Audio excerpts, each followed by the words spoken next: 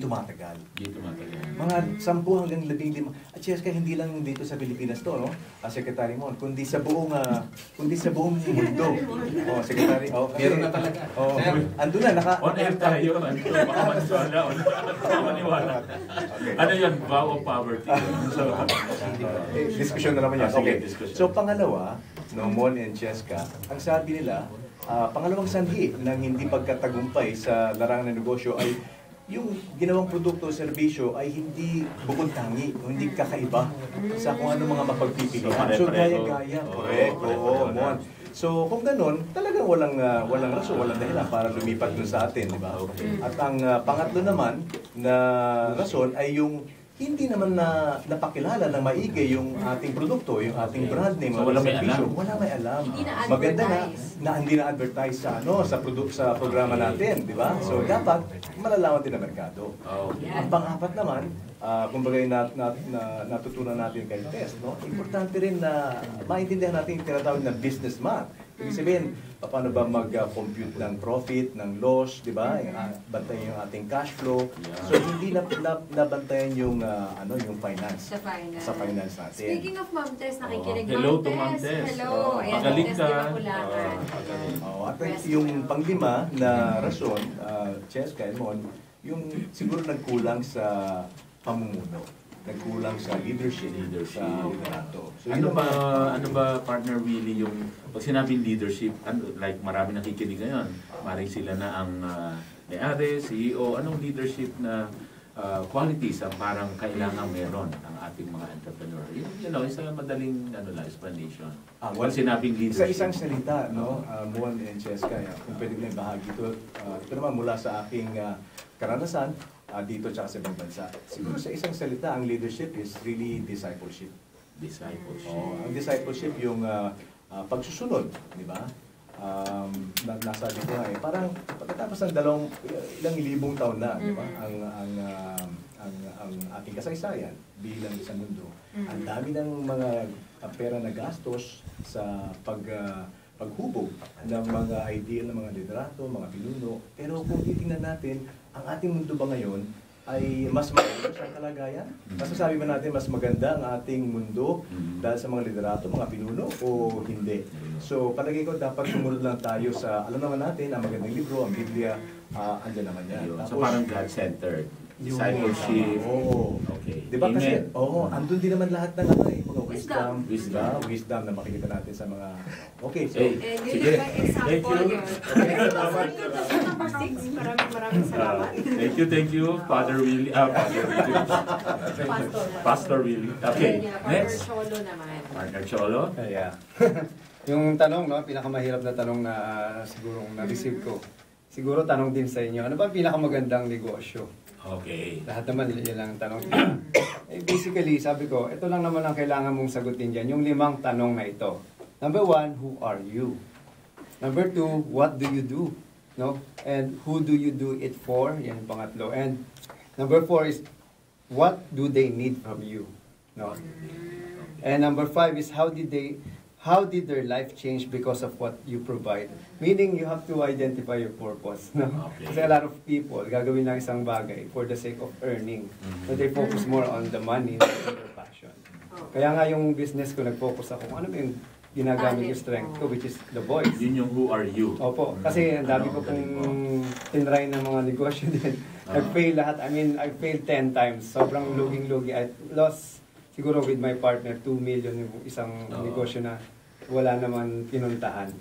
Kasi, alam mo yung parang hirap na hirap kang gawin araw-araw yung so, hindi ka pala enjoy dun sa ginawa mong negosyo. Tapos nung nag-start ako from as in literally zero, and then yung pinaka-initial investment ko is 10,000.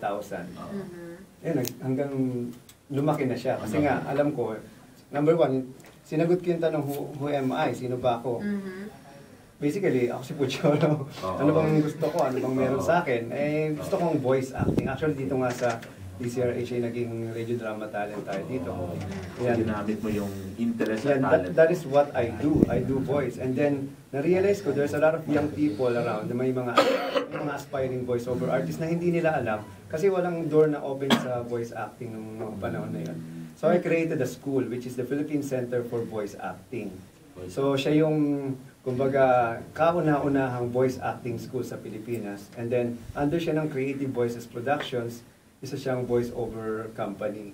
So, yung pangatlo, what do they need? Siyempre, yung training, opportunities, and then, how do their life change because of what I provide? Is, nagkaroon sila ng opportunity. Na, karamihan nga po nandun na sa industry, like sa dubbing, sa voice-over. So, yung mga sa production Yes. na dapat.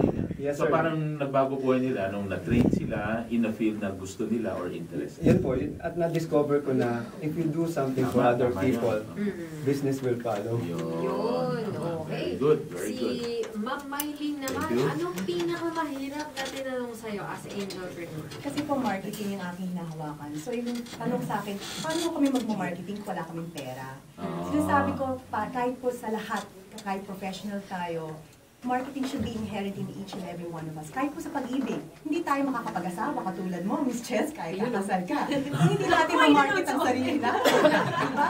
So, ito po nga, it's inherent. We have to market ourselves.